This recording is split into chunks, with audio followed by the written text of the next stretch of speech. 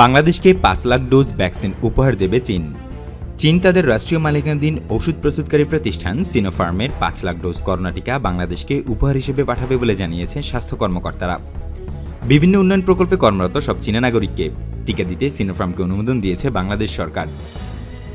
স্বাস্থ্য মন্ত্রণালয় রাশিয়ার ভ্যাকসিন স্পুটনিক ৫ সংগ্রহে প্রাথমিক অগ্রগতি অর্জন করেছে বলেও জানিয়েছেন স্বাস্থ্য কর্মকর্তারা। স্বাস্থ্য অধিদপ্তরের মহাপরিচালক জানান, সিনোফার্ম আমাদের টিকা সরবরাহের বিষয়টি নিশ্চিত করেছে। এছাড়াও তারা উপহার হিসেবে ৫ লাখ ডোজ টিকা পাঠাবে। রাশিয়ার স্পুটনিক ৫ টিকার কেনার ব্যাপারেও আলোচনা চলছে। ভারত সেরাম ইনস্টিটিউট অব ইন্ডিয়ায় উৎপাদিত অক্সফোর্ড ভ্যাকসিন রপ্তানি নিষিদ্ধ করার পর চলমান কোভিড-১৯ টিকাদান কর্মসূচিতে অনিশ্চয়তা দেখা দিয়েছিল। এমন সময় অন্য দেশ থেকে টিকা কেনার অগ্রগতির খবর পাওয়া গেছে। বিশ্ব স্বাস্থ্য সংস্থা অক্সফোর্ডের টিকার অনুমোদন দিলেও এখন পর্যন্ত সিনোফার্ম জাতিসংঘের এই সংস্থাটি থেকে তাদের ভ্যাকসিনের অনুমোদন পায়নি। সরকার এখন চীনা ভ্যাকসিন সম্পর্কিত বিধিবিধান নিয়ে কাজ করছে। বিশ্ব স্বাস্থ্য সংস্থার আগে অক্সফোর্ডের টিকার অনুমোদন দিয়েছে। সিনোফার্মের টিকার ক্ষেত্রেও আমরা সেটাই বিবেচনা করা হচ্ছে। স্বাস্থ্যমন্ত্রী বিষয়টি তদারকি করছেন।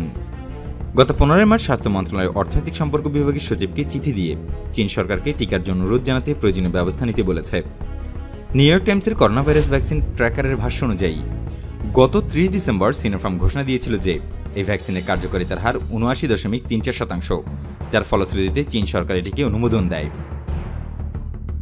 তবে প্রতিষ্ঠানটি এখনও তাদের তৃতীয় পর্যায়ের ট্রায়ালের বিস্তারিত ফলাফল প্রকাশই করেনি।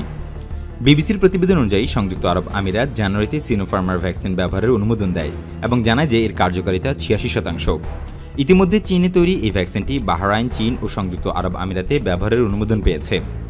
এটি জরুরি পরিস্থিতিতে ব্যবহারের জন্য আর্জেন্টিনা, কম্বোডিয়া, মিশর, Guyana, Hungary, Iran, Iraq, Jordan, মালদ্বীপ, নেপাল, পাকিস্তান, পেরু, ভেনেজুয়েলা ও জিম্বাবুয়েতে এবং সীমিত আকারে ব্যবহারের জন্য সার্বিয়া ও সেশেলসে অনুমোদন পেয়েছে।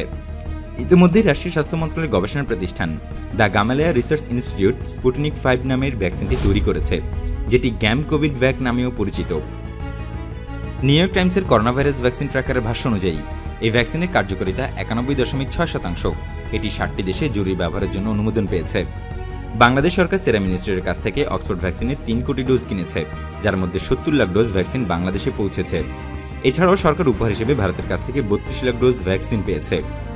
অক্সফোর্ড ভ্যাকসিনের সর্বমোট ১,২,০০,০০০ ডোজের মধ্যে গতকাল পর্যন্ত ৬০,১০,৮২৪ ডোজ টিকা দেওয়া হয়েছে।